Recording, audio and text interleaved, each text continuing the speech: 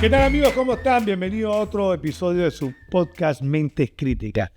Aquí la introducción y la manera de presentar son tan amplias y tan buenas que me tomé la tarea de decirles que quien va a estar en este podcast, yo creo que ha estado realmente en todos los cargos que una persona quiere estar. Economista, abogado, tiene 6 hermanos, ¿cierto? Fue ministro de gobierno, embajador de Estados Unidos, ha estado en múltiples fundaciones, gremios, organizaciones y siempre poniendo la bandera del país por delante. Tiene buenos timbales, se enterarán por qué, no le tiembla la mano literal. Y en teoría, Jaime Alemán es una persona que pasará a la historia. Y gracias a Dios, esa historia, podemos decir los panameños, que nació aquí en Panamá. ¿Y que es panameño? Jaime Alemán Gili. Le agradezco enormemente la oportunidad de este podcast.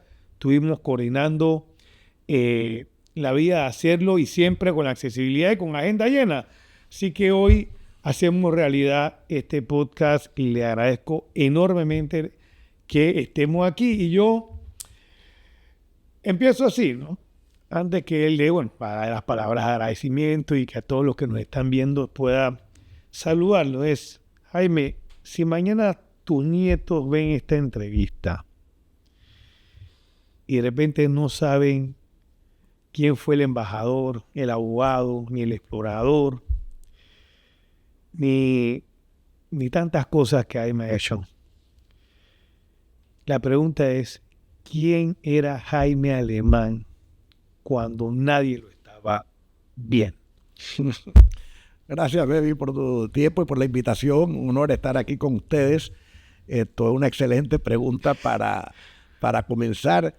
Yo creo que a mí siempre ha sido mi inquietud, la travesura, el empujar los límites, en exponerme, en conocer, en avanzar, en la integridad, que fue lo que más aprendimos en la casa, y también ser una persona polifacética, porque es un poco de todo, y uno va evolucionando. La vida es una carrera larga.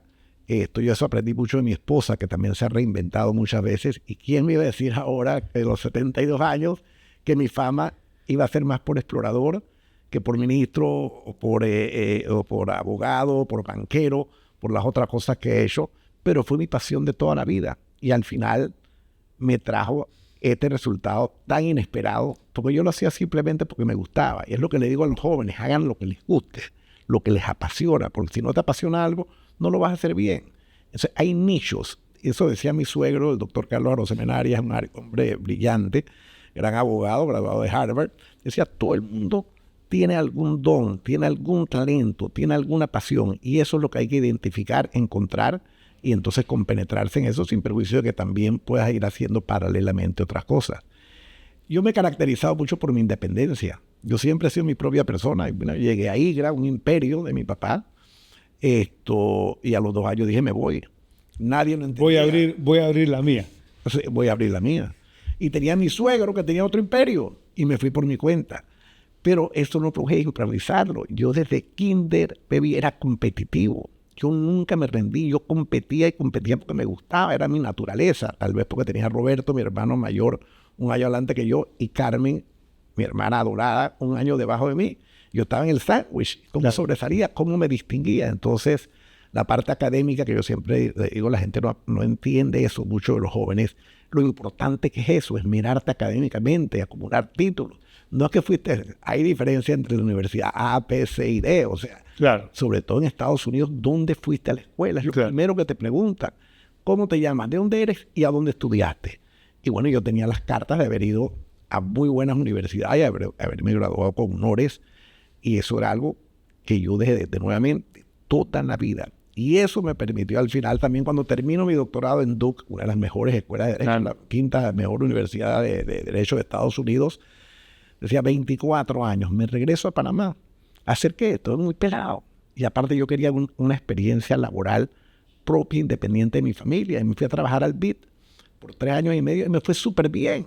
Súper bien. Buena institución, el BIC. Eso Buena sí, escuela, ¿no? buena escuela y bueno, me permitió también, ya en ese momento conocía prácticamente el mundo entero, una buena parte del mundo, pero irónicamente no conocía el Caribe y no conocía mucho América Latina. O sea, el lugar donde había nacido me faltaba por explorarlo y ahí aproveché y pasé 3 años practicando mi título de economía que había obtenido en Notre Dame, mi doctorado en leyes de Duke y esto también en las ansias esas de explorar y conocer. Y esa seguridad, pues son intangibles. Esas son las cosas que la gente no se da cuenta. Yo jamás me imaginé que esa experiencia, donde tuve tanto éxito en un lugar donde nadie me conocía, fue lo que al final me dio la fuerza y la seguridad en mí mismo para irme de la firma de abogado, una gran firma de abogado de mi papá, cuando me di cuenta que ahí había demasiada gente, que yo quería, ahí jamás iba a ser mi propia persona. Claro. Yo quería tener algo que fuera propio mío.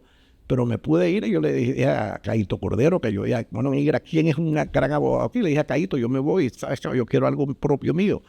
Y Caíto me dice, tú te vas, yo me voy contigo. El día lo iban a hacer socio, yo me voy contigo. Nunca se me olvidará. Wow. Pero eso no fue por mis ojos azules, eso fue porque el tipo me respetaba. Es que si no te respetan, nadie se va contigo. Cuando tienes 5 años y 6 años y estás jugando bolitas o estás jugando fútbol, sí, es que el mejor amigo ven para el equipo. Pero ya cuando estás a los 10 o los 11 años, la gente te busca por lo que tú aportas. Entonces eso es una lección que es evidente, es básica, pero mucha gente no la entiende. Iban con el relajito y la jodedera y perfecto, pero cuando llegas a los 20 años y tú ya estás en la jodedera, el tren se fue. Ya los otros, el tren está en Canadá. ¿Cómo vas a montarte en el tren? El tren te dejó. Entonces yo le digo a la gente una cosa básica, aprendan inglés. La vida es tener llaves que te abran puertas. Y el inglés es algo que hoy en día lo puedes aprender fácil con simplemente un laptop que te cuesta $200, $300 o un iPhone. Y aprendes, te escuchas los podcasts. Mira, el otro día estaba en Siberia, en Oymyakon, el lugar más frío donde vive con población en el planeta entero. Mi mujer lloraba. Tú dices, tú estás loco, ¿cómo te vas? Este año te vas para Oymyakon, a Siberia, en pleno febrero, en la calle que se llama el Highway of Death, la ruta de la muerte.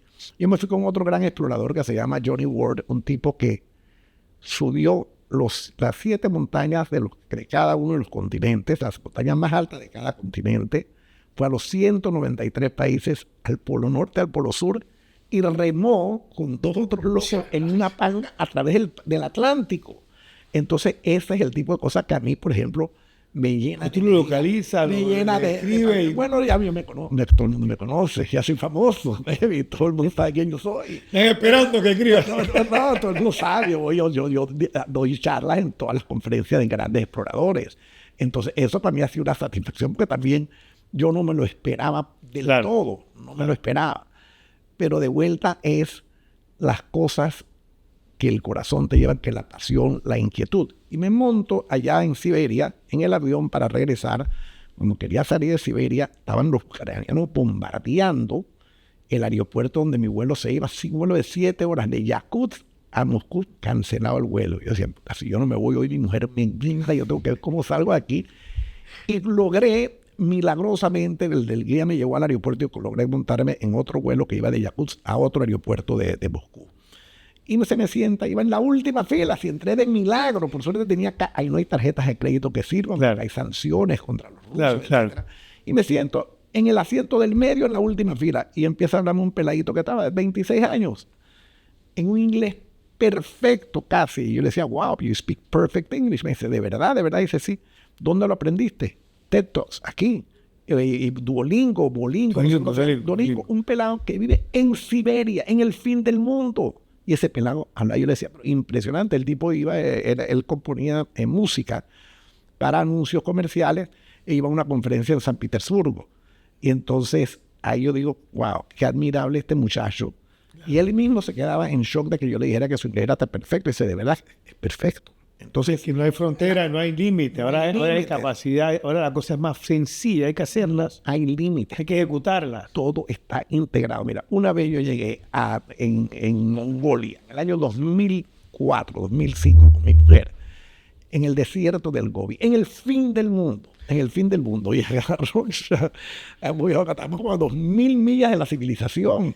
Ahí son puros nómadas. Estamos en un hotelito, una tolda que se llama el Camel Lodge, todavía existe. Entonces ahí dormíamos en cada una de sus toldas y había una tolda común donde habían las regaderas y las comidas y las cuestiones, exploración de la buena. Y nos montamos en el carro, pues éramos como 10 parejas, nos separamos 2 o 3 parejas, fuimos a conocer a esta familia de nómadas. Manejamos como dos horas en el medio del desierto. Baby, ahí no hay nada, pero te digo, ni carreteras. Ahí llego yo a la tolda y la familia tenía una tolda que era la sala y la otra donde estaban los dormitorios donde yo dormía. Estábamos en la sala y yo veo una televisión. Y digo, puta, una televisión, este loco que pues, tiene una televisión aquí de adorno, que está una televisión, si aquí no hay nada. Y le digo al guía, oye, un riesgo de equivocarme, pregúntale al señor qué es lo que tiene esta televisión aquí de adorno. Y dice el tipo, no, arriba yo tengo un panel solar y tengo un dish de televisión. Ahí entendí lo que decía Thomas Friedman de que el mundo es flat. Todo lo que tú dices, baby, todo está integrado. Ya esa cuestión de que el tipo que vivía, todo el mundo sabe lo que está pasando en el resto del planeta. Ese terremoto de Colombia ayer, a los 5 minutos el mundo entero. Ya no hay en plaza. Siberia sabía. Entonces, hay mucha más competencia. Cuando dicen viral es que es viral. ¿Entiendes? Viral. Ya eso es viral. Claro. Y si no tienes las herramientas, no avanzas, te quedas estancado o vas a tener un trabajito menial que no te va a, no te va a representar una verdadera oportunidad de tener una mejor calidad de vida para ti y para tu familia. Entonces, ese es un mensaje nuevamente que yo siempre transmito a Panamá, la gente que yo quiero, el lugar donde yo nací. Yo crecí en Taboga los veranos, en Taboga, nos íbamos 3 meses a Taboga, nos meses de vacaciones en esa isla, y yo soñaba, yo me acuerdo, yo subía el Cerro del Villa, yo veía a la distancia las perlas, yo siempre tenía esta curiosidad enorme. ¿Y qué me iba a mirar? El otro día me estaban entrevistando en el Biomuseo la semana pasada, y yo le decía a la gente, increíble que un panameñito con un pasaporte azul, que no te permite entrar a ningún lugar porque te piden visas, se te vuelve engorroso. Claro. Tiene un pasaporte español, se va y no necesita visa para ningún lugar. Yo estoy jodido con esto, pero bueno, la pasión, el deseo, la ilusión me llevó a ser el primer humano en ir a todos los países del mundo, a los 2 polos y al espacio. ¿Quién se iba a imaginar eso? Si un peladito de aquí de La Salle, que simplemente iba a las farmacias a Rocha con mi mamá y a Grant Morrison y compraba estos álbums y veía los jardines colgantes de Babilonia, las pirámides de Egipto, el Gran Muro de China, y la imaginación, la cabeza corriendo. Pero no había televisión casi, no había internet, no había nada. Ayudó un poco que tu papá haya sido embajador, ayudó un poco Mira, pongamos hace 5 años, pues Jaime Peladito de 10 años. De 10. Que tú sabes que, bueno, pues que hacía travesura, como tú dices, menos que era, sé que era un tipo travieso. Sí. O sea, ¿qué relación tenías con tu papá o con tus padres? ¿Cómo era? ¿Por ahí empezó algo? Sí. Si había una guía, ¿a quién te parece? Porque me parezco a mi mamá, me parezco a mi papá. Físicamente, soy mellizo de mi mamá. De personalidad, pero soy un poco más loco que los dos. Mi papá era un tipazo y un tipo que conquistó el mundo, pero a su manera, era más reservado. Claro. Y mi mamá era una santa, y era una mujer profundamente cristiana, eso sí lo heredé, caritativa, y en ambos mucho el énfasis en la integridad, en cuidar al prójimo. O sea que fui privilegiado, en ese sí fue un privilegio. Claro. Ahora, sí, cuando mi papá nos dice, nos vamos para Washington, yo tenía 11 años, un peladito, 11 años, yo nací el 14 de noviembre del 53, en enero del 65 llegamos a Washington. Yo lloraba afuera, me acuerdo, un frío del carajo, una soledad absoluta. Y no digas que te ponías en el iPhone a llamar a los amigos de Panamá, te mandaron a otro planeta. Claro. Te fuiste. Estabas lejos. Y tenía a mis hermanos, pero igual, sentías la soledad, el frío, la oscuridad, a las 4 de la tarde, todo oscuro. Y entonces, duro en la escuela también, el año escolar es diferente y nos brincaron medio año, que para todos los efectos era un año sin que tan siquiera hablaras. ¿Yo venía donde, Javier? ¿Dónde venía? Yo venía de La Salle. De La Salle. Todavía me mantengo en contacto con mis compañeros de La Salle, pero yo me gradué de primaria y de secundaria, de universidad y de doctorado, todo en Estados Unidos. Y mi primer trabajo fue en Estados Unidos, pero me dio una ventaja. Soy total totalmente, iba a decir bipolar, sí, totalmente bicultural. No solamente bilingüe, bicultural. O sea, me manejo igualito allá y por eso pude hacer una súper buena embajada. Porque me sentía tanto aquí como allá y tenía muchos amigos allá. Pero bueno, estoy adelantando los hechos. Ahí, a los 11 años, oigo a las nanas diciendo, hey, nos vamos por las cataratas del Niágara. ¿Qué? Las cataratas del Niágara. O sea, yo voy. Yo dije, yo voy. Y la nada que usted viene y le hablé con mi papá y mi papá y mi mamá. Siempre me apoyaron en los viajes. Cuando era súper Desde entonces tú estabas empezando. Desde ese momento, porque había ido con mi mamá a Grant Morrison y me volvía loco viendo las fotos de las cataratas de Niágara, las cataratas de Iguazú. Nadie sabía que no había internet, no había nada, había enciclopedia británica, no había nada, pero que leer y ver no había. Y te imaginabas claro. Cosas, los jardines colgantes de Babilonia, eso es lo que más loco me volvía a mí. Decía, puta, suena bonito todavía los jardines colgantes, ¿cómo serán? Pero bueno, me fui a las cataratas en un bus 10 horas hasta las Niagara Falls. Una belleza, me gustó. Y de ahí, cuando ya estoy terminando en mi escuela secundaria en Washington, mi papá termina pues su periodo de embajador. Yo regreso a Panamá justo el verano antes de irme a estudiar economía en Notre Dame. Y llega mi papá, me parece como si fuera ayer, con un sobre de Manila. Y en ese tiempo no había courier, llegaban las cosas por correo, ya no hay correo, ya nadie recibe nada por correo. Ahora, en ese tiempo era correo, hey, aquí te llegó algo en la universidad. Y yo abro el sobre y decía, oye, si te provoca, te puede ir tu segundo año de universidad, el primero en Estados Unidos y el segundo te puede ir a Francia. Ya yo estaba estudiando francés, a mí me interesaba, esa era, de vuelta, te digo, la gente que le apasiona las cosas, uno es el golf, el otro es el ajedrez, el otro es la música, lo mío es ahí pican la curiosidad, descubrir. Y entonces los idiomas era una llave, de vuelta como hablaba del francés, del inglés. Ese francés me llevó a tener mi oficina en Ginebra y a poderme entender con la gente en francés, porque de vuelta te identifican culturalmente, sientas más cercanía. Entonces, pero bueno, nuevamente me fui, le digo, papi, si yo me quiero ir, había un anuncio, un barco para irte a estudiar, te ibas en un barco una semana de Nueva York a Le Havre en Francia y entonces estudiabas un año entero en Francia. Me voy en ese programa. Papá, perfecto, dale para adelante. Me fui mi primer año a Notre Dame. Saqué las mugre trabajando, todo el mundo chupando, la fumadera, la jodedera, como todos los jóvenes. Como todos los pelados. Y yo también hacía eso. Fumaba y chupaba. Y conocía a las mujeres. Pero enfocado. Yo me gradué en magna cum laude de Notre Dame. Claro. En economía.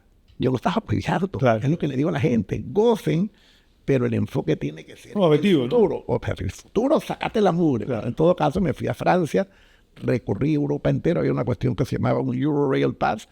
Tú pagabas una suma fija y te ibas para donde querías. Y las clases terminaban el jueves en la noche y tú no te empezabas hasta el lunes. Tú estabas el jueves viajando y conociendo. Pero bueno, y me fui, tuve la oportunidad.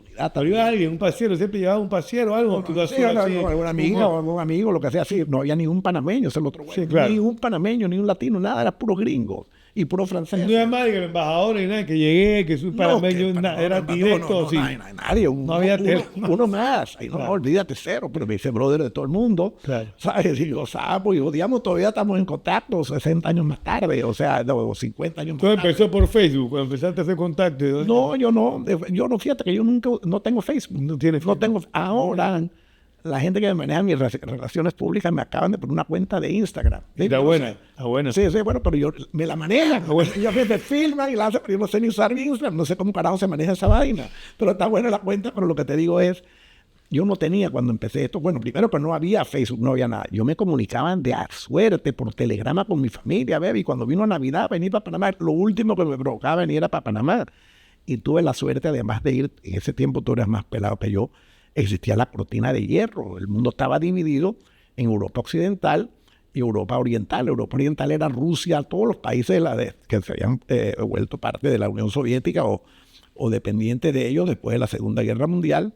Y tuve la oportunidad de irme a Polonia y ver esa pobreza, un ambiente grisoide, deprimente, un contraste enorme con lo que era la vida en París o en Londres, Viena, etc. Y fui también a Riga, en Latvia. Estuve en ese tiempo, era parte de la Unión Soviética, y fui a Moscú y a San Petersburgo, un peladito de 19 años, y yo estaba viendo cosas que si me hubiera quedado en Panamá jamás hubiera visto, jamás hubiera experimentado. Estás aprendiendo, estás absorbiendo. te estás empapando, estás viendo las diferentes realidades. Bueno, terminó el año, me regresé a Panamá. Me voy mi tercer año a la universidad. Primera semana que llego a la universidad, abro el periódico de la universidad, semester at sea, semestre en el mar. Un barco que te montaba, un barco, 2 mujeres por cada hombre. Estaba ahí de estudiantes, 450 estudiantes, 300 mujeres, 150 hombres, que le daban la vuelta al mundo. Yo dije, papi, cuando me gradúe, yo voy a graduar un semestre antes de irme a sacar mi doctorado, yo tenía 9 meses con los cuales jugar. Porque de nuevo había cogido cursos extras en escuela secundaria para entrar, para graduarme antes, sí, para poder aprovechar mi tiempo más. Papi, me quiero ir en ese barco. Vete en el barco. ¿Sí? Pues en ese tiempo mandaron a un hijo 5 meses a través de la primera parada era Marruecos. Salimos de Miami, llegamos a Marruecos, Costa de Marfil, Ghana, Sudáfrica, baby, Sudáfrica. Tú llegas ahí, te dan la cubierta del mar. Yo no duermo, tengo esa ventaja, yo duermo. ¿Tú no duermes? 4 o 5 horas al día, lo máximo, y sigo. La mente sigue pensando. Un problema que no tiene esas 5 horas. No, pero Dios me dio esa energía. Es una bendición. O sea, la energía es difícil competir contra una persona que está todo el día dando y dando y dando. O sea, eso he sido yo cuando empecé mi firma, cuando empecé a explorar, cuando empecé a hacer todas estas cosas. Esa suerte yo me levanté, yo me dormí anoche a las 9:30 y a las 2:30 estaba despierto. Yo ya me pongo a leer, me pongo a pensar, me fui a caminar 1 hora y media con uno de mis hermanos esta mañana, después me vine para acá, estoy aquí, después voy para otra cuestión, tengo un almuerzo con 2 personas, después tengo una condecoración que le dan a Popo Sabones, esta noche tengo una cena con unos diplomáticos en mi casa. Entonces, esa es una ventaja, claro. En todo caso. Energía, salud, energía. Sí, y llegas a esa, y tú ves Table Mountain desde el barco. Table Mountain es un lugar, una de las escenas más espectaculares del mundo, esta montaña flat que sale en el océano, así en Ciudad del Cabo. Después de ahí seguimos a Kenia, a Tanzania. Tanzania tiene un mar espectacular, tiene un nevado, uno de los pocos nevados del África, bajo un Kilimanjaro. Tiene el cráter de Gorongoro, donde Dios hizo el mundo, un cráter de un volcán con todos los animales que te puedas imaginar, un lago lleno de flamingos, pink flamengo, no sé cómo se llama eso, flamengo, no sé cómo se dice pink en español, pero bueno. Después las planicies del Serengeti y el lago Victoria. Entonces está, es privilegio. De ahí, Sri Lanka. Me acuerdo que hay un montón de Hare Krishna, fumadera en el tren así abiertamente, ponchera, locura, y uno por ahí, pues recorriendo, conociendo, y de ahí a Chennai, en la India, que ese tiempo se llamaba Madras, Delhi, y de ahí al Taj Mahal. Y yo llego al Taj Mahal y yo digo, qué vida la mía. Hace 2 meses estaba, 1 mes y medio, en Marrakech, en Marruecos. Después estaba en Cape Town, en Sudáfrica, viendo esa locura de ciudad. Después estaba en Kenia viendo esas playas de locura y en Tanzania, y ahora en el Taj Mahal. En cuestión de 1 mes y medio había recorrido más de lo que la mayoría de la gente recorre en toda su vida. En todos lugares espectaculares. Todo el mundo tiene maña. Todo esto para viajar tienen que comer, tienen que hacer maletas. Es práctico. Manejo con maletas pequeñas. Tú que 2G, una vaina, o sea, básico, porque hay gente que para viajar un problema, maletón, que si yo no como no sé qué, que si yo no tomo. Yo digo, hay gente que, de verdad que hay gente yo creo que no viaja a unos lugares por saber qué va a comer y por saber cómo lleva la maleta y cómo, a dónde duerme. Te hago esa pregunta, ¿cómo funciona en Alemania? Bueno, eso yo lo simplifico. Toda mi familia, incluso mi mujer, que es una gran viajera también, lleva casi más de 120 países, con maleta carry-on, que la tienes que poder meter encima de tu asiento. Nadie puede registrar una maleta, pregúntale a Jaime Eduardo Tomillo cuando viajamos, 1 mes, y así vas nada más. Ahora tengo un reto porque tengo que ir a una conferencia en Tailandia y antes tengo que ir a las Himalayas, tengo que ver cómo me las arreglo, pero usualmente el 99% de la vez la metes arriba. ¿Y qué hago con la comida? Yo era bien judío para la comida. Sí. De peladito comía pollo solamente, y maíz, nada más. Pero a los 11 años me mandaron a un campo de verano en Estados Unidos y tuve que a la fuerza por hambre empezar a comer un poquito más y poquito a poco fui aprendiendo. Pero ¿qué hago? Por ejemplo, cuando te vas a todos estos lugares que son difíciles, bueno, a Oñacón, ahora que acabo de regresar, no puedes comer nada, caballo, güey, no hay nada, o sea, 0 pasa hambre. Me llevé un poco de eso de protein bars, de barra de proteína, y me llevé pistachos, me encantan los pistachos. Entonces, ¿qué hacía? Incluso cuando estaba viajando por todos estos lugares en el África y demás, siempre hay buenos hoteles. O sea que tú sabes que en el hotel tú vas a poder comprar. Y ahora, nunca tomo hielo, nunca, como lechuga. Nada que pueda generarte una bacteria, un virus, una Esa cocida. En mucho Coca-Cola. Entonces me tomo una Coca-Cola fría. No, en todos lados, ¿ah? Sí, Coca-Cola hay en todos lados. Hay Coca-Cola. Voy a tener que tomar ron, yo creo, porque que siempre va a tener un mezclador perfecto. Pura Coca-Cola. En el desayuno, por ejemplo, un jugo de naranja, que con eso no te vas a enfermar. Un par de huevos. Pan sin mantequilla. Pero la mantequilla ya ha mejorado. Cuando yo era pelado, la mantequilla también te enfermaba. Como bien, por ejemplo, en Somalia. Me pasó eso. Yo tengo un hotel en Somalia. Somalia es un país que está hecho leña. Yes. Y yo nada más le decía a los guías, no, yo quiero ir a la costa a ver los piratas, donde secuestran los barcos y vaina. Entonces me meto, desayuné bien, me meto en el carro, tengo un guardaespaldas que siempre tienes que acompañarte, y el chofer, el guardaespaldas, lo primero que saca es una mata de este tamaño a coger drogas. Él me dice, el tipo, aquí hay una cosa que se llama chat. Y el tipo empieza a masticar su chat. Me dice, ¿tú quieres? Y me dice, gracias, pero no quiero que me joda el estómago. Quédate con tu cuestión tranquilo. Y nosotros, yo por todo este desierto, yo decía, bueno, tengo el estómago lleno, por suerte desayuné bien. Paramos a unas cuevas. Cuando salimos de las cuevas, dice, no solamente el guardaespaldas, sino el guía. Oiga, ¿a usted le importa si yo me meto también esta vaina? Métase lo que quiera, hermano. No hay problema. Coman lo que quiera, yo estoy tranquilo. Y yo por ahí, y llegamos entonces ya a la costa, lo que yo quería llegar a la costa. Vamos a este restaurante porque los guías sí quieren comer. Yo había comido bastante y yo sabía que yo me tomaba una Coca-Cola y con eso llegaba hasta la cena. Llegamos a este restaurante lleno de moscas. Estábamos yo, mi guía, el militar este que estaba trabadísimo. Y entonces... y había una inglesa muy guapa y demás y tal, con su propia... Resultó que era una inglesa que trabajaba para la fundación de la princesa Diana, limpiando todas las minas que quedan después de las guerras civiles, y después venía para Colombia. Conversé con ella, fui a ver donde estaban los piratas y regresé entonces al hotel, y ahí sí cené. Pues piden un pedazo de carne, pollo. El pollo es algo que está universal, sí, algo que es bastante sano, y con eso me manejo. Pero tiene que ser básico, tiene que ser tipo... Yo soy súper básico. Porque es que no puedes complicarte, porque ahí es donde la cosa se complica, no imagino. Porque... No es bien con nada. Como en mi hotel, cero, puede ser delicioso, no soy suicida. ¿Por qué? Porque esa vaina te jode. Una vez me pasó en México cuando era pelado y más nunca aprendí mi lección. Pues te iba a decir que si en un momento un viaje tuviste así una experiencia de que... En una vez, una sola vez, pero yo no me enfermo nunca. Gracias a Dios, ¿no? Pero nunca ni del estómago, ni de catarro. ¿Por qué? Estoy todos los días haciendo ejercicio. Claro. Y sí soy bien cuidadoso en lavarme las manos. Ya. Y en no darle tanto... Yo le digo a Jaime Eduardo, tu amigo, le da la mano a todo el mundo que ve por ahí por la esquina. Y digo, esta hueva, te vas a enfermar. No te está dando la mano. ¿Por qué? Porque hay gérmenes. Yo doy la mano así ahora, claro, con el puño y demás y tal. Entonces, en eso evitando. He sido bien meticuloso y Dios me ha dado la suerte que sí que soy bien poco enfermizo. Porque una mala cuestión en el estómago te arruinó el viaje. Claro, por supuesto. Mira,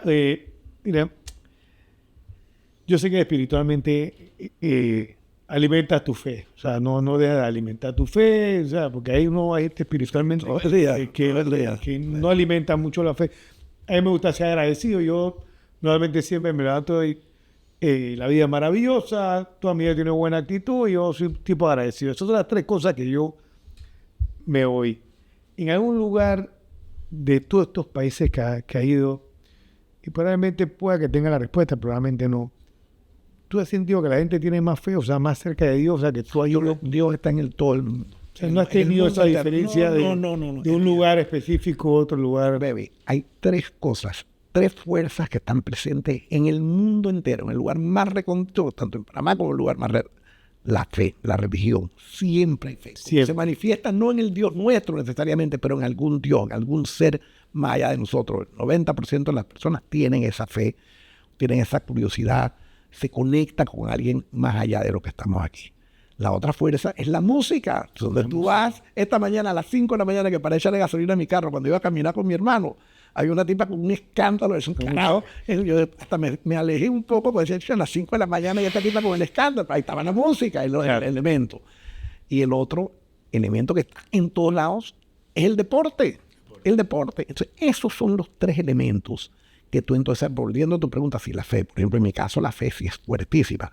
Primero por lo que vi en mi casa, tanto en mi papá y mi mamá, y fui a Notre Dame. Notre Dame es la universidad más católica de todo Estados Unidos. O sea, hay capilla en cada uno de los dormitorios. Yo todos los días, y ese es un momento donde yo también le digo a los más jóvenes que me escuchan, la adolescencia es dura, pues hay mucho cambio físico, ambiental y todo, y yo estaba combatiendo ansiedad y depresión. ¿Y qué me ayudaba mucho? El ejercicio físico y ir a la iglesia.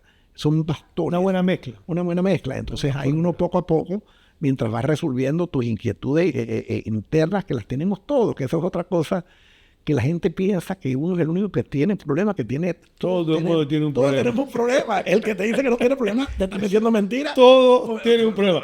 No sé la proporción ni el nivel que tenga, pero todo el mundo... Yo le digo eso a mi esposa todos los días. Todo el mundo tiene... Mira, hay una canción muy bonita, un poco que se llama Cambia, todo cambia. ¿Cómo se llama esta muchacha? Una señora chilena, Parra, creo que era el apellido, dice, cambia, todo cambia. Ahora mismo estamos perfectos aquí. De repente estoy bajando y se rompe el cable del elevador y quedo desmierdado allá abajo. Todo cambia. Sí, todo cambia. Entonces hay que agradecer cuando uno está bien, planificar para poderte mantener bien dentro de lo que las circunstancias permiten y estar preparado para enfrentar las situaciones que inevitablemente te van a surgir a lo largo de la vida. Y no se salva nadie. Ahí esto es democrático, que esa es otra cosa que me gusta de viajar. Viajar es democrático y no hay tanta diferencia que si el rico, el pobre, que si el católico, el protestante, el moreno, el blanco, el de raza mixta. Todo el mundo es igual. Entonces, a mí me encanta eso. Yo voy con gente que conozco en el camino, en la ruta. Lloras con tus guías a veces porque tú tienes un problema con un hijo, él tiene el papá que se le murió. Me acuerdo una vez en Senegal, me digo, ¿tu papá de qué se murió? Se murió. ¿Y qué edad tenía? 52 años. ¿Pero qué fue? Se murió. Entonces, así es la vida. Claro. O sea, mira, los humanos somos mucho más parecidos que diferentes. No importa dónde estés. Hay 8.000 millones de personas. Todos son diferentes, cada cara, cada gesto y todo. Pero tenemos 5 o 6 prioridades, que es lo que todo el humano busca. Primero, un techo. Todo el mundo quiere un techo. Nadie quiere estar durmiendo en la calle, de estar talado en la calle. Eso es muy triste. Yo, un señor que duerme aquí en un campo, lo que yo bajo para mi oficina, y me da pesar. Y todos los días cuando lo veo rezo por él, porque digo que jodido tiene que ser eso, estar ahí. Pero bueno, todo el mundo quiere un techo. Todo el mundo quiere agua y comida. Electricidad es obvio. ¿Y qué quieren además eso? Seguridad. Poder salir de tu casa sin temor a que te asalten. Quieren un trabajo para poder conseguir alimentos para su familia y pagar el techo ese que tiene. Quiere una buena escuela para su hijo y quiere salud. Y después, si tienes eso, lo que tú decías un poco hace un rato, decían, es así, son cosas pacíficas y hay que agradecerlas. Todos los días me levanto y agradezco eso. Un techo, la salud física, la salud mental, el poder tener el techo, el poder tener un trabajo, poder tener unos ahorritos para una emergencia, y el resto, la espiritualidad, mantenerte sano, tener inspiración, no aburrirte. Mucha gente, sobre todo a mi edad, tú lo ves allá a los 72 años, la gente está tirando en un sofá esperando la muerte. Yo sé que algún día me voy a morir. Claro, obviamente. Pero es importante tener esa... bueno, tú tienes la política. Yo, Jaime Eduardo, la política es un gran entretenimiento. Hay una cosa que yo le envidio a mi esposa. Ella puede ver 5 películas en un día. Yo no puedo ver películas porque mi mente corre demasiado rápido. No me puedo concentrar. Ahora, el otro día almorzando con un amigo mucho más joven que yo, aprendí algo. Empieza a ver documentales. Tú estás haciendo un documental sobre tu vida. Y ahora, episodio, vete. Agarré a mi hijo más. Yo no sabía usar ni Netflix. Yo no podía aprender un Netflix. El de acaban de poner la semana pasada. Locura. Una cuestión de una televisión que tengo en mi cuarto. Tu clave. Entonces ahí ya puedes ver, y me metí a ver. Y empieza a ver lo que te gusta, tú sabes, porque te empiezan a mandar series que te gustan. Que te gustan, los algoritmos. Entonces, vi una serie de un tipo, un Sherpa, que acaba de morir hace 2 semanas, me imagino que lo leyeron, que ¿cómo se llama? Subió a la cima de las 14 montañas más altas del mundo, que están todas en China o en Pakistán o en Bután o en Nepal, un área bastante donde voy ahora en octubre, con mi hija. Y entonces vi ese documental y entretenidísimo, porque no te tienes que estar concentrando todo, tanto estás viendo la belleza natural, el reto que representó para ese muchacho Y lo logró. ¿Y por qué lo logró? Un poco como hice yo con lo mío de Panamá. Porque Panamá nunca ha ganado ni un título de viajero, de explorador, de nada. Y yo dije, bueno, ahora un panameño va a hacer lo que siempre están, se harta, los australianos, los gringos, los europeos, que todos los títulos, y bueno, un panameñito también puede aspirar. Estos tipos, un Sherpa, pues ya, estos Sherpas agarraban y llevaban a todos estos blancos de Nueva Zelanda, de Australia, de que a subir Mount Everest, y se llevaba el título el nueva zelandés, y el Sherpa quedaba como un gran pendejo que ni le daban reconocimiento. Ahora el tipo dijo, no, ya se acabó eso. Yo voy a hacer el récord. Y el tipo hizo el récord. Y después, bueno, hace 2 semanas llegó una avalancha y se lo llevó. Se lo mató a 14 Sherpas que estaban subiendo estas montañas. Pero el tipo se fue en la gloria. O sea, logró cosas que antes no hubiera podido alcanzar. Jaime Alemán también ha tenido varias experiencias políticas, varias. Antes de entrar a esas experiencias, tú vas a la Universidad de Duke y tú puedes saber quién es Jaime Alemán. Porque Alemán lo conoce, es muy apasionado, el CIA, la competencia, el baloncesto. Cuéntame varias gente me ha dicho, hombre, Alemán, claro. Tú consigues la carta de Alemán para ir para tiene la matrícula más rápida que con la... pero bueno, la vivencia, la experiencia que fue... Mira, y te voy a decir cómo llegué a Notre Dame, que me encantó, y cómo llegué a Duke. Yo no quería ir a Notre Dame. Yo apliqué a Williams College, que es una de las mejores, si no la más difícil de todas las universidades de Estados Unidos, a la cual entré a la universidad pequeña, donde había ido mi abuelo, se había graduado a Phi Beta Kappa. Me rechazaron.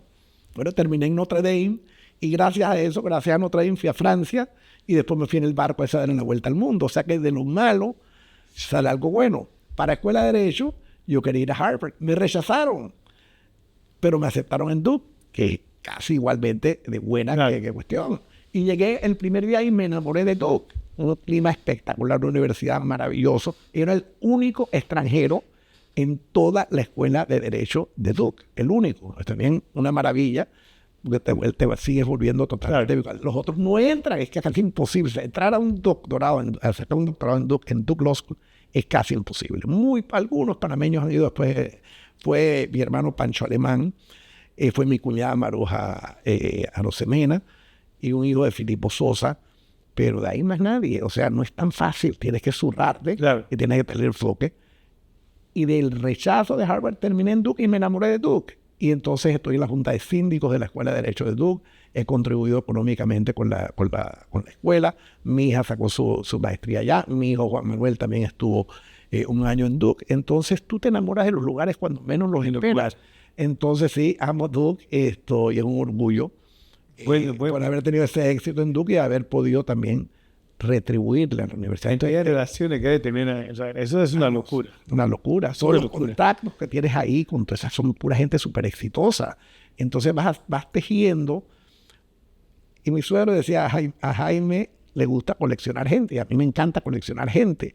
Y colecciono gente de todo el mundo. Esta noche tengo una cena en mi casa para 18 extranjeros. Es importante, pero eso yo lo disfruto. Y cuando le dije a mi mujer el viernes, vienen 18, teníamos la casa pata para arriba, que había que pintar una película. A mí, vale, lo vamos a hacer porque la cena va de todas maneras, una tipa llorando.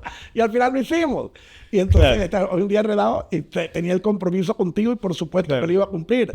A mí esa cuestión, cuando yo hago un compromiso, yo lo cumplo. Es un amigo que ya 2 veces, con lo enredado que yo estoy, me canceló ayer de nuevo otro almuerzo que teníamos reunido. ¿Sabes qué? Este tipo ya, goodbye for way, adiós. Si tú eres el que me necesitas a mí, perfecto, ya no me llames más, no jodas más. O sea, uno se programa, pero uno trata de cumplir. Y yo trato de cumplir. Yo tengo un día hoy de loco. De loco, un día empecé, como te digo, a las 2:30, pero no puedo dormir. Se me fue el sueño, y de ahí ha sido una cosa tras otra, pero mejor porque el día vuela. Y aquí, mientras tú llegabas, y otro señor me estaba hablando, yo estaba aquí con mi iPhone, tratando de ponerme al día. Trabajando, que es bueno. Hoy en día tienes las herramientas para poder estar al día en todo. ¿Dónde conociste a Nicolás Aristobarlet? Una gran pregunta. Tipazo, Nicky. Lo conocí después que terminé en Duke. Me fui a trabajar a Washington, como te dije, al Banco Interamericano de Desarrollo. Por pura coincidencia, y tuve la suerte de 2 amigos de mi papá que se interesaron por mí, que me protegieron y que me ayudaron. Era Nicky Barletta, que era vicepresidente del Banco Mundial. Nicky era será como 18 años más mayor que yo, pero era más joven que mi papá y tenía un puesto importantísimo.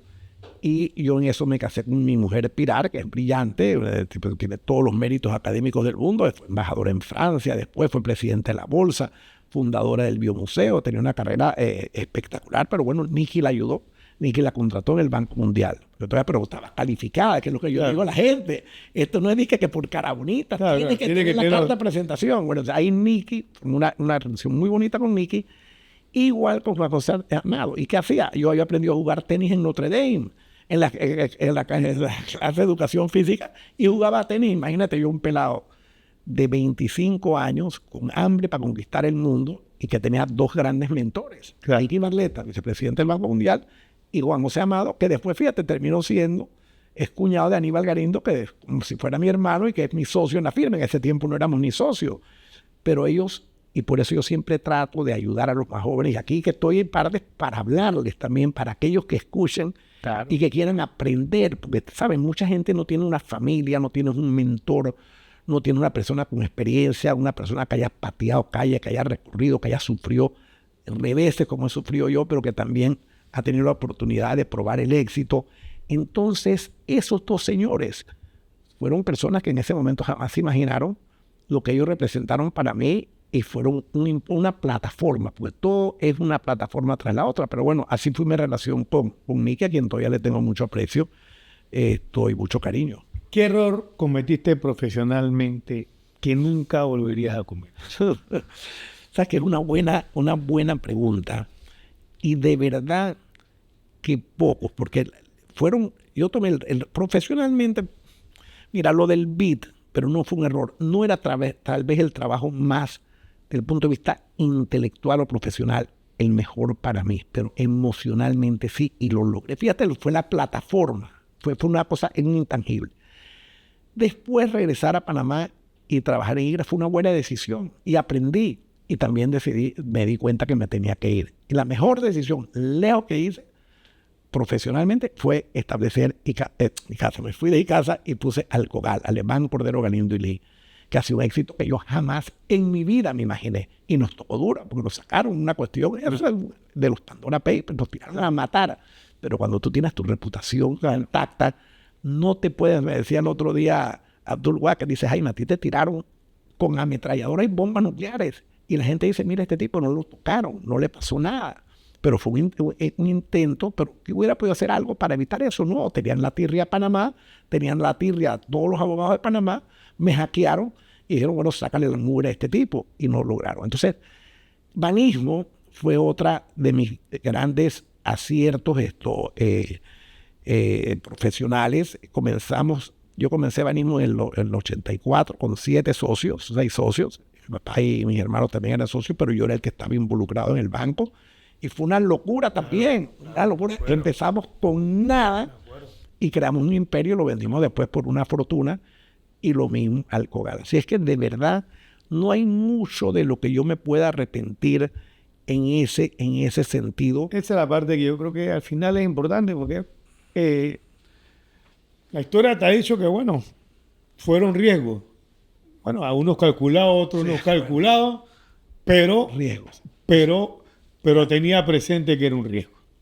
Y eso me encanta cómo lo estás poniendo, porque yo claro que lo analizo, pero yo también me inspiro mucho por la fe y por la naturaleza, porque para mí, y ¿sabes cuándo yo tomé la decisión? Nunca se me olvidará de que tenía el coraje, la valentía, porque la gente se queda, esa es otra contradicción, te quedas pensando, tienes un tiempo para pensar, después tienes que ejecutar, y si te va mal, yo decía, bueno, si me va mal, mi esposa era una banquera exitosa, y yo veré qué yo hago, pero tenía fe en mí mismo.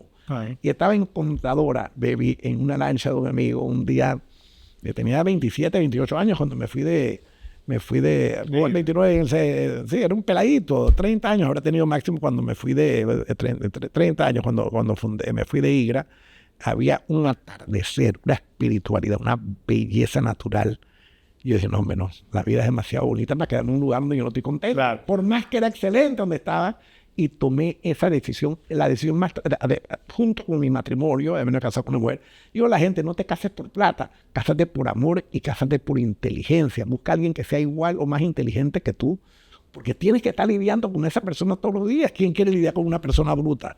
Te vas a frustrar, te vas a hartar, ¿sabes?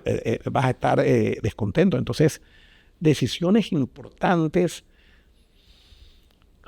La verdad que no te puedo decir ninguna así que yo te haya dicho. Mira, incluso cuando me fui de la embajada en Washington, mi mujer fue la que dijo, no estamos de aquí. Yo me había sacado la mugre, 18 meses resolviéndole todos los problemas a Ricardo, que tenía 1000 problemas. Bueno, cuando era el canciller, y Ricardo me dice, consígueme una cita con el presidente Obama. Yo era el dueño de Washington, yo tenía acceso a la Casa Blanca cuando quisiera. Claro.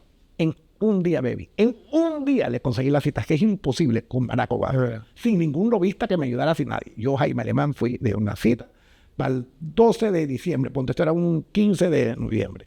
Bueno, me llaman de la Casa Blanca 10 días después y me dicen, oye, vamos a postergar la cita de diciembre a enero.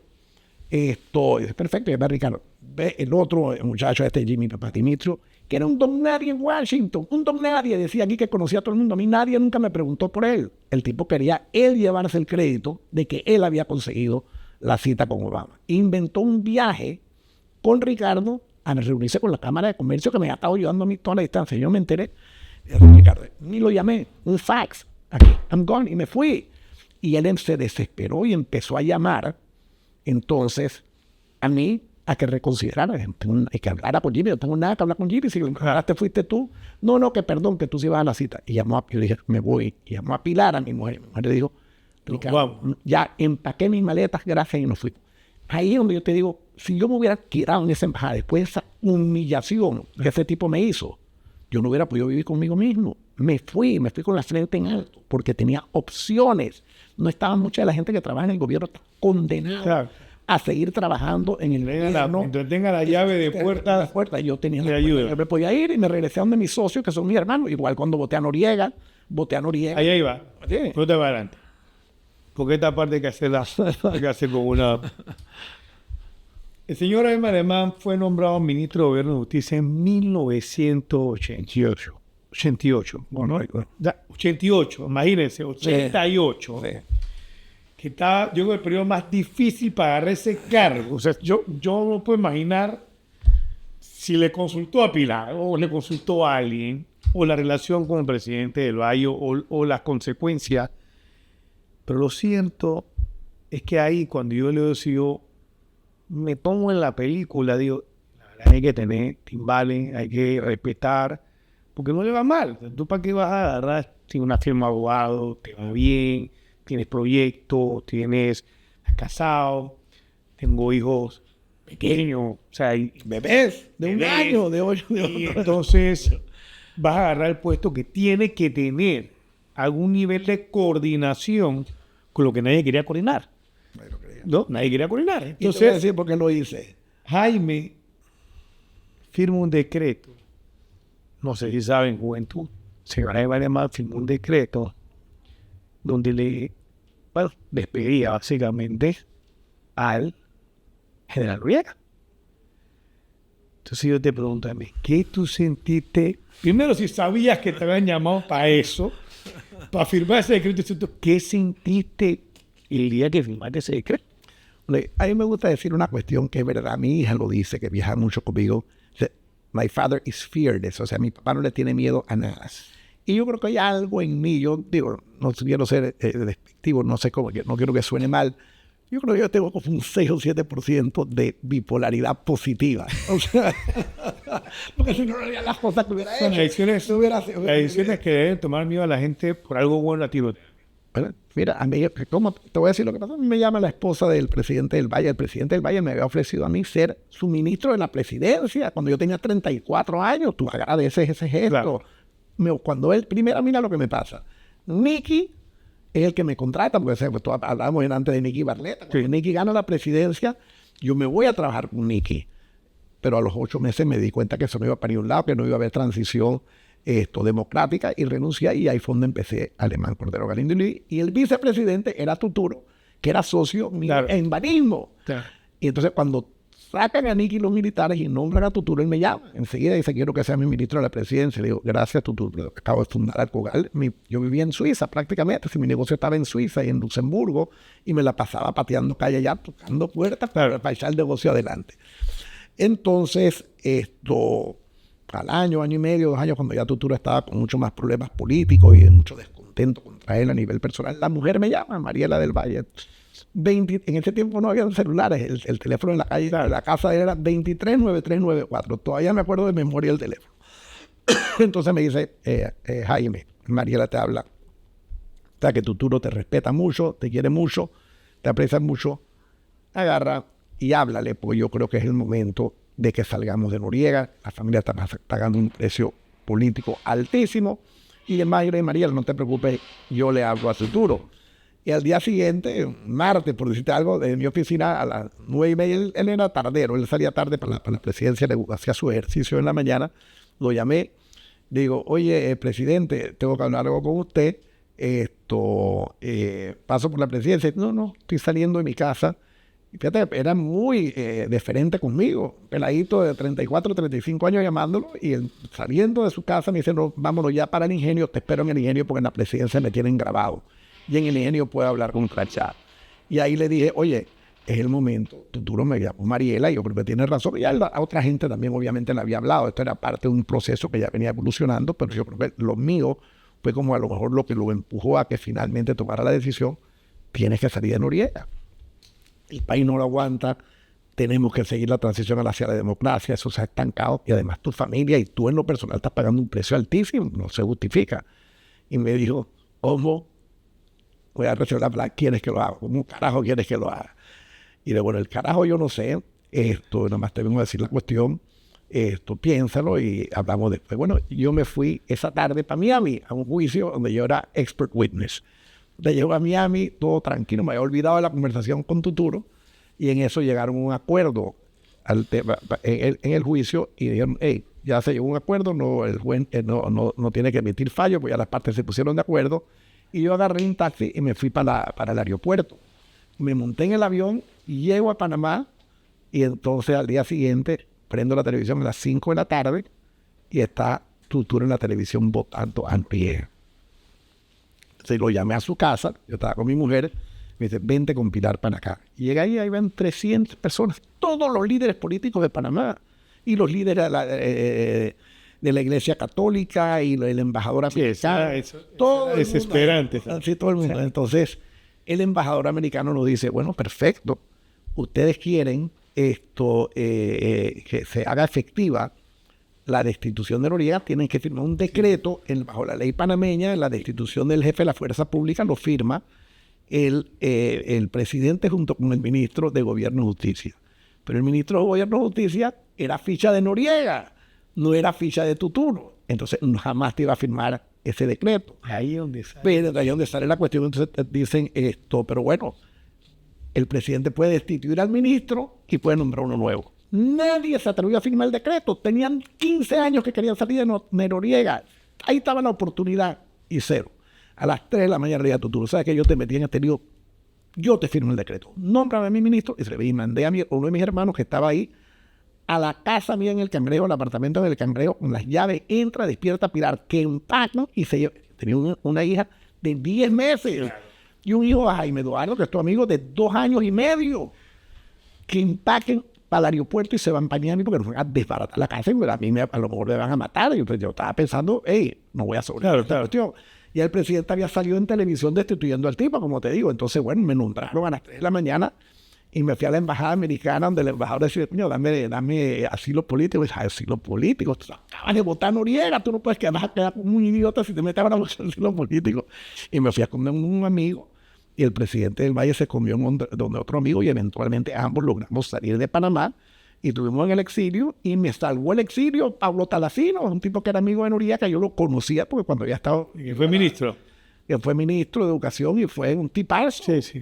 Por pura bondad, por pura amistad, por puro cariño. Me dijo, tenía un apartamento donde yo, en el mismo edificio donde yo vivía en Miami, donde él iba de vacaciones. Me dice, ¿sabes qué? Lo que te hizo Noriega a ti, es una estupidez. Si tú hiciste un acto no contra Noriega, tú hiciste una cuestión, bueno, más bien por ayudar a Tuturo, y también obviamente lo hice por Panamá, porque pensé que era lo mejor para Panamá y estuve dispuesto a arriesgar mi vida y a arriesgar mi futuro económico y todo. Y el tipo habló con Noriega, baby, y yo pude regresar a Panamá. Entonces, de nuevo, fue un riesgo que tomé enorme, pero al final terminó bien. Y yo siempre le digo a la gente como tú cuando me entrevistan, que hay una cosa que yo pido cuando yo me muera, que mencionen que yo tuve la valentía para destituir a Noriega. Porque la gente se le olvidó. Nadie lo recuerda. Muchos ni saben. Ni saben Esa parte, es que no vivieron eso. Entonces, como eso es una gran, de verdad. Claro, yo me siento muy orgulloso de eso. O sea, yo soy mayor de la democracia que la dictadura. Hay gente que ni siquiera entiende lo que pasaba en esos sedes. O sea, no tienen idea. Hemos hablado del aventurero, ha hecho una anécdota del embajador, del ministro, del abogado. Vamos a hablar un poco de Jaime el padre. El amigo, el esposo, ¿entiendes?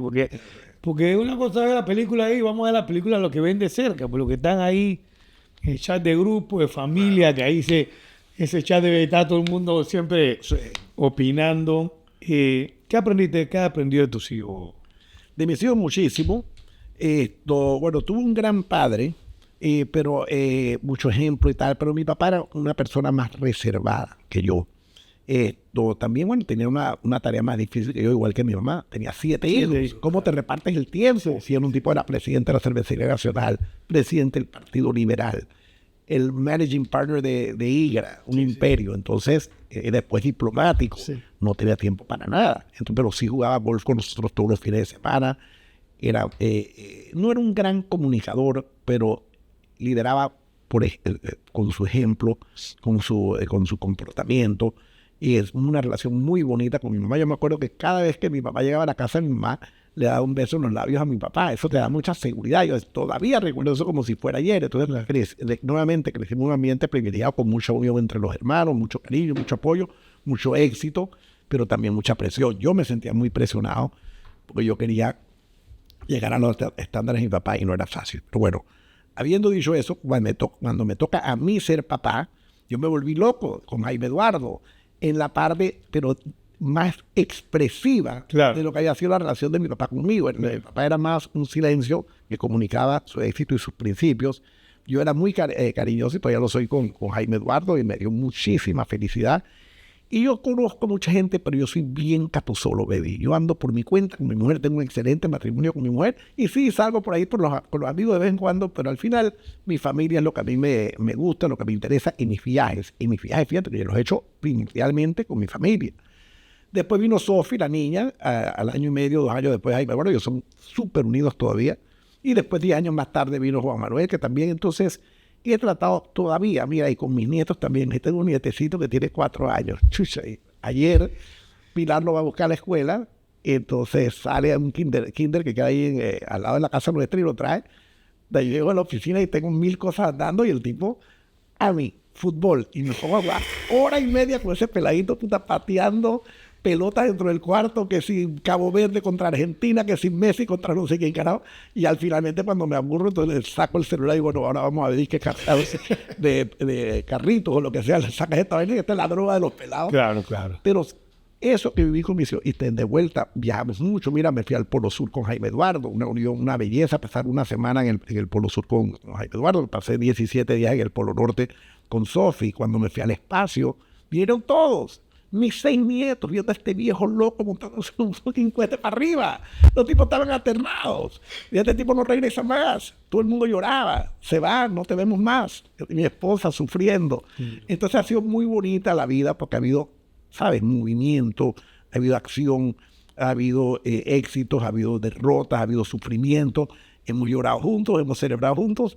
De nuevo, no piensen que todo es color de rosa. No, claro y uno tiene tanto la salud personal o la vida familiar, buscar asesoría, buscar apoyo, buscar amor, buscar fe.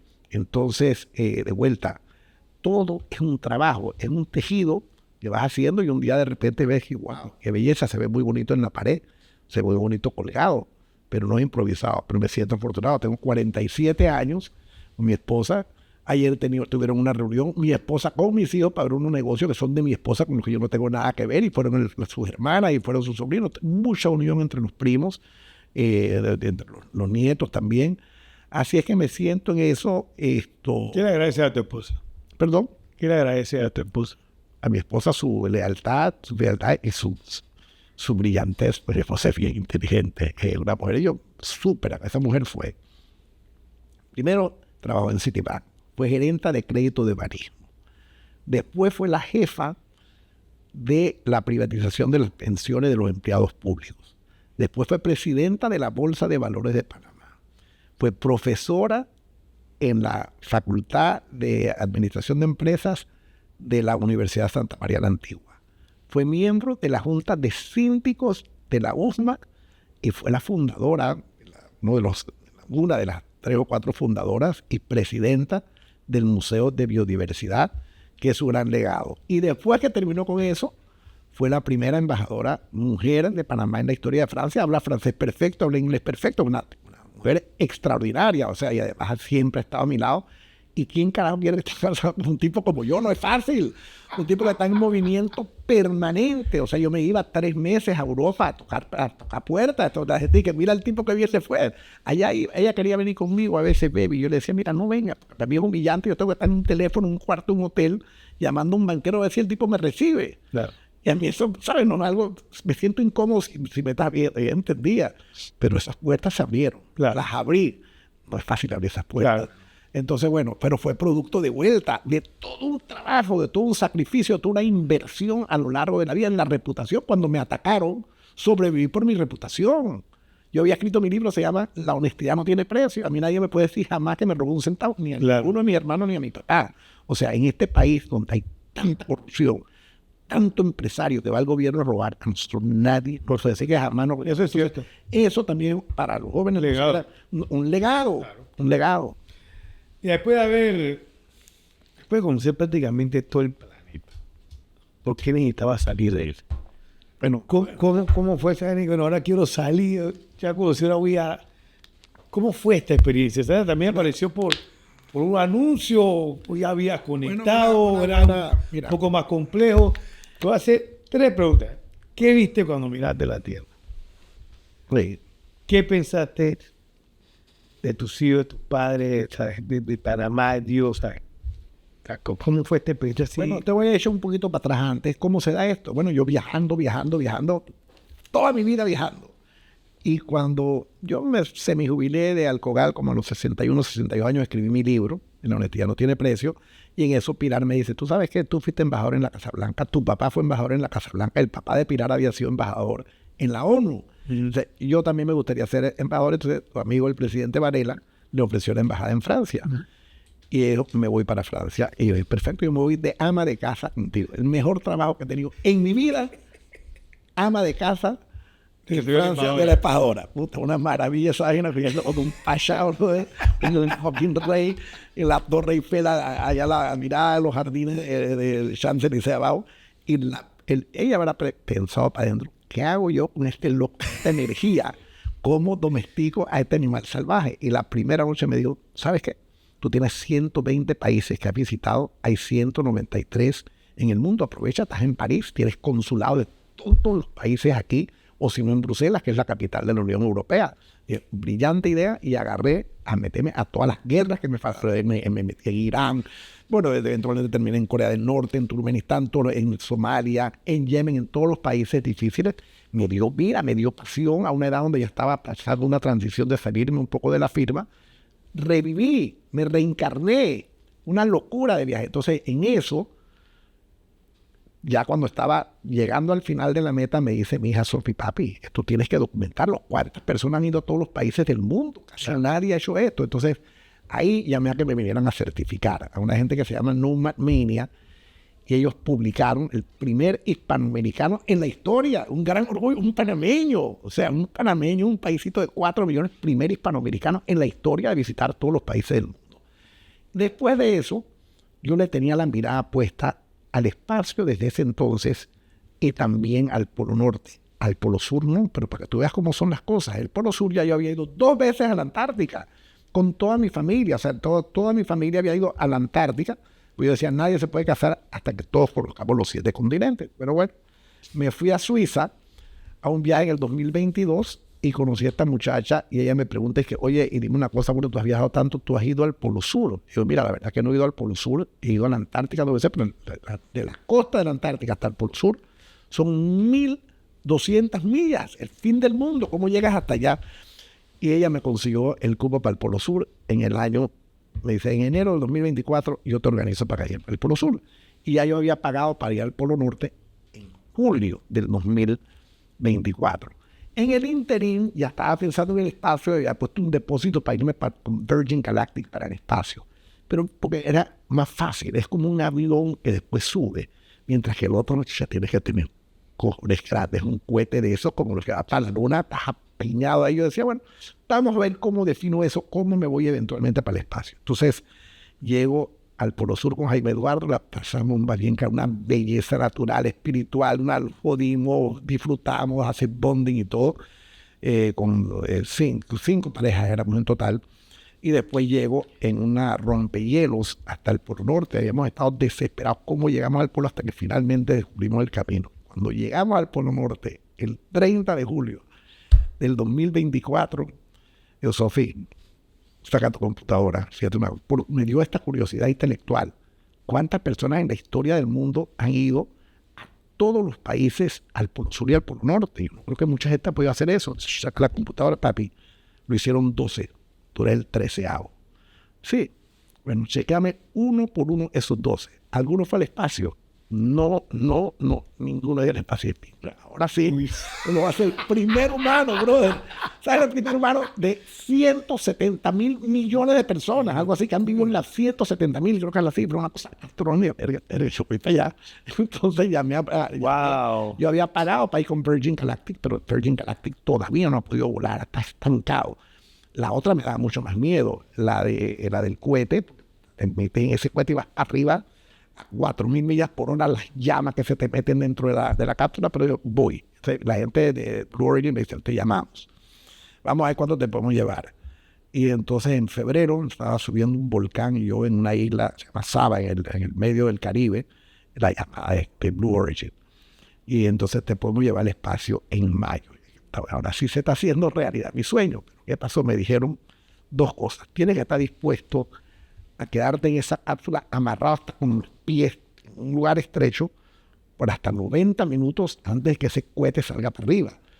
Tú sufres de claustrofobia, sí sufro, pero bueno, puedo tratar de sobreponerla. Y lo otro es que tienes que caminar por una plataforma a un nivel de un 7º piso para ir de donde está el cuarto de seguridad, donde tú esperas antes de accesar la cápsula, hasta poder accesar la cápsula. Puta, baby.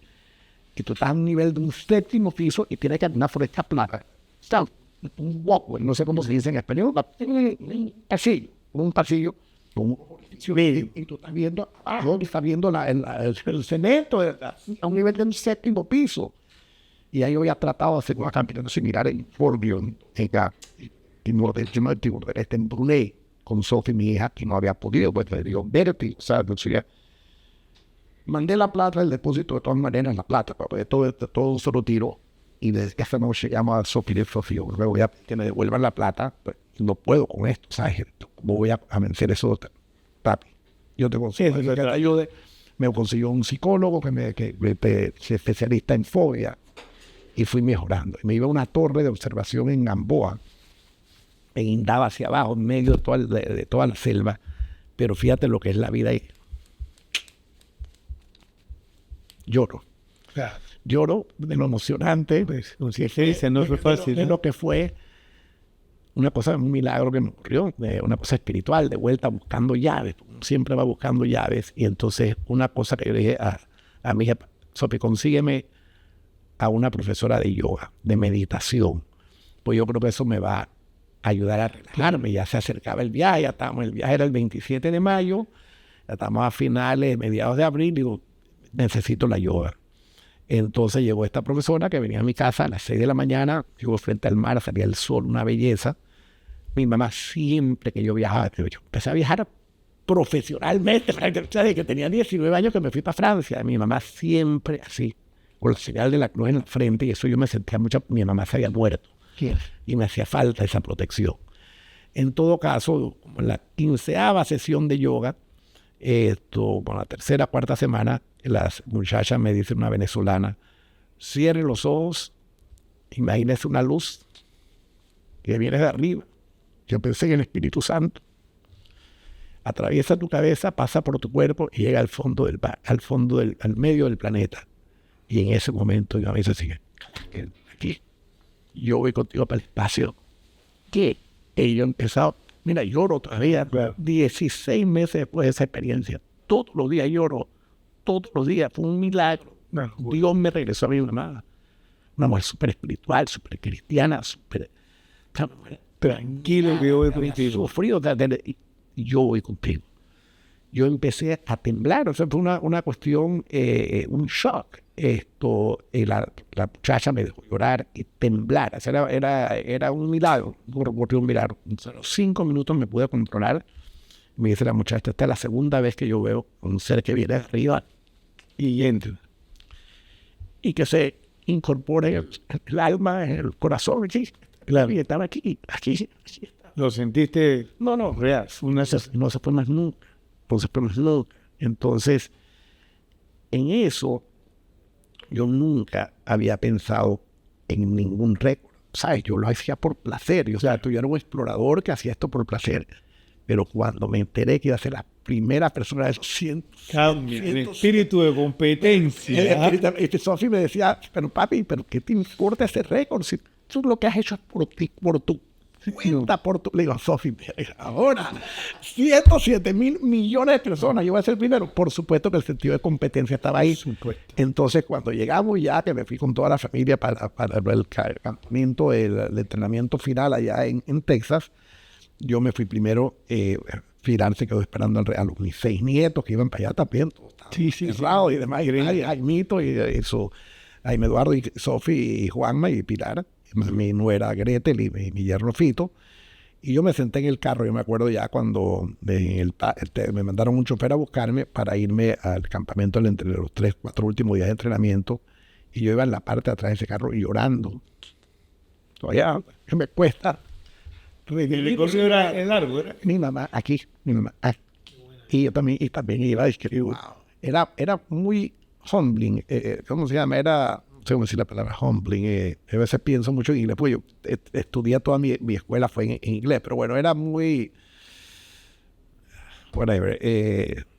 gratificante, más que gratificante, te daba mucha paz pensar, la ilusión, nunca ningún humano ha hecho esto. Un panameñito de la nada, ahora va a ser el primer humano en esto. Entonces lloré 2 horas llorando de felicidad y de paz, de armonía, de satisfacción, de espiritualidad, hasta que llegué al campamento y ellos sabían que yo tenía el miedo. ¿Puedo dormir el día anterior? La noche anterior, sí. Yo duermo 5 horas. Se me levanté la noche anterior, bueno, hice mi entrenamiento. Primero apenas llegué me llevaron a la plataforma esa a la que yo le tenía terror. Y la caminé, baby, como si estuviera caminando al baño de mi cuarto. O sea, ya había conquistado, que también le digo a los jóvenes, no se dejen dominar por los miedos, por los temores. Ustedes los pueden vencer, los pueden conquistar. Entonces yo lo había conquistado. Yo pasé por ese walkway que yo le llamo, como si nada. Y después me metieron en la cápsula. Era como el dueño de la cápsula. Entonces los 3 días de esos de entrenamiento, una maravilla. Y mi mamá aquí. El día del vuelo, me levanto a las 4 de la mañana, como siempre, y me voy a caminar en este valle espectacular, rodeado de estas montañas, una locura, las estrellas brillando. Y yo dije, y mi mamá, baby, aquí. O sea, no se fue un segundo, nunca me abandonó, mi mamá aquí. Yo decía, y no me dejes ahora, que es el día que más te necesito. Bueno, a las 5 entré, me bañé, me comí de vuelta, volviendo a lo que tú dices de la comida, un pedacito de tostada, una taza de té, y a las 5:30 llegaron mis 3 hijos, mi nuera, mi yerno y mis 6 nietos. Tenían media hora para decirme adiós. Y entonces pues los abracé, los besé, les dije que los quería mucho. Mi esposa también estaba obviamente con nosotros. Y entonces ya nos fuimos 1 hora al último entrenamiento. Y de ahí entonces te montan en un carro y tú pasas y solamente está la familia ahí porque es peligro, hay ¿sabes? Posibilidad que el Claro. explote, todas las cuestiones y tal. Yo, adiós a mis hijos, adiós a mis nietos. Y después, un poquito más adelante, estaba mi esposa, adiós y tal. Iba en una serenidad, en una Bueno, con Dios, iba en paz con Dios. esa foto eterna de la bandera de Panamá, la verdad que Sí, eso bueno, salió el animal ese para arriba, las llamas se te metían adentro y yo estaba en una paz, entonces llegué arriba, como a los 2 minutos y medio se separa el booster, el cohete se separa de la cápsula y la cápsula sigue para arriba, ya basado en el impulso, flotas cuando llegas allá arriba, pero ves la oscuridad, ves la espiritualidad, lo que tú hablabas anteriormente, la religión, o sea, la parte buena de la vida, el infinito, la oscuridad, la infinidad, la espiritualidad, lo desconocido. Es un sentimiento que es prácticamente imposible de describir. Es como yo digo, es como describir lo que es tener una relación sexual si nunca has tenido una relación sexual. Es muy difícil, algo muy único, muy espiritual también. Entonces, fue una belleza y después empezó ese animal, la cápsula, brother, para abajo, a 3.000 millas por hora, baby. Y tú estás ahí metido en la cápsula y vienes en una cuestión que no te para nadie. Y si los paracaídas no se abren, te jodiste. Y le pegas a la atmósfera, ¡pau! Un golpe duro y después como a los 10 o 15 minutos, 10 o 15 segundos, hay 3 paracaídas. Si se abren 2, te salvaste. Bueno, ¡pau! Un cohete, chucha, y tú ves para arriba, se abrió un paracaídas. Y a los 5 segundos, ¡pau! Se abrió y a nosotros adentro, éramos 6 astronautas.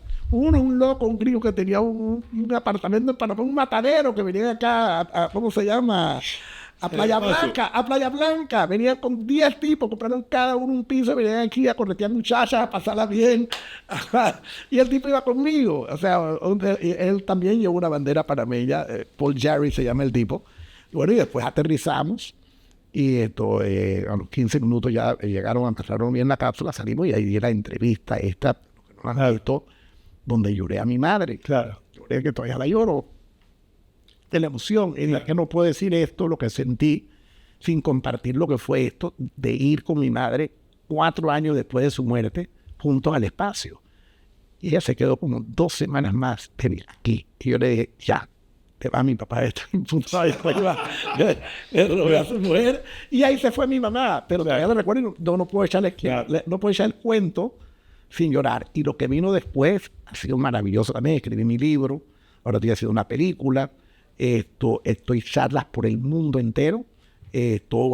Hoy tengo una charla, la próxima semana tengo otra, después tengo una en Tailandia, tengo de aquí a mediados de octubre tengo 6 charlas. Entonces eso también lo disfruto, claro. Me encantan porque uno enseña, uno comparte, le das inspiración nuevamente a aquellos que tengan de repente algún tipo de inquietud, que no han encontrado su camino, no han encontrado su rumbo. A la escuela vas y lo único que te dan, aprende matemática, aprende ciencia. Lecciones de vida es algo que falta. O sea, lecciones como esta de gente que ha tenido un recorrido interesante, variado, que se ha reinventado, que ha logrado, a pesar de los contratiempos, salir adelante. Entonces, por eso lo hago esto, porque lo disfruto y además porque es compartir, es enseñar a un país tan espectacular como Panamá, que nos quejamos y criticamos, pero hay miles de cosas buenas, hay miles de gente talentosa. En la NASA trabajan panameños, y por el mundo entero, panameños hemos tenido éxito. Digo, veamos hacia afuera, somos un país muy pequeño, una maravilla de plataforma, pero piensen en grande, o sea, piensen en los Mariano Rivera, en los Rubén Blades, en las Erika Enders, en los Lafistincay, la gente que salieron de nuestras fronteras, siguen comprometidos y compenetrados en Panamá, pero explorando éxitos y oportunidades en otros horizontes. O sea, que ese es mi mensaje para tu público. Bueno, agradecerle su excelencia, don Jaime Alemán. Ha sido un podcast súper interesante. Seguro hay muchas cosas que habrán escuchado, otras nuevas, pero le agradezco enormemente que haya podido compartir con mentes críticas muchas anécdotas, muchas experiencias y sobre todo muchos mensajes. Yo me quedo con siempre hacer lo posible para que tu hijo, quienes conozcas, se puedan educar. 2, sea agradecido. 3, buena actitud. 4, mente positiva. Fe, una buena familia, aprende inglés, aprende idiomas. Al final los mensajes son que ya no hay barreras, ya no hay fronteras. Todo depende de ti. Y haz lo que te guste, que encontrarás el camino al éxito. Le agradezco la silencio y ojalá podamos tener otro más y en 3 años. Bueno, pues Dios yo estaré aquí dando batalla. Muchas gracias y bueno, este ha sido otro episodio de su podcast Mentes Críticas. Que Dios me lo bendiga y nos vemos en la próxima.